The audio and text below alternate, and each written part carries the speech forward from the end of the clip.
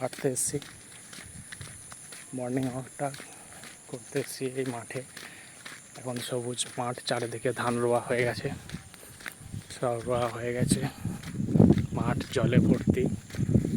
তার মধ্যে ক্যানেলে পার্ট আছে, এখানে আমি প্রায় মর্নিং ওয়াক করতে আসি।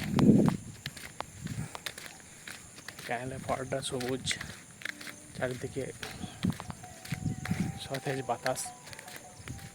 ওই সকালের দিকে দেখতে বেশ পরিবেশটা সুন্দর, সেই সুন্দর পরিবেশে আমি প্রায় মর্নিং ওয়াক করতে আসি।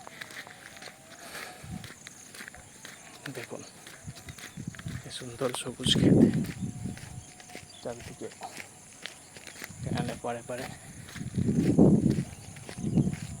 গাছ ফুল ফুটেছে।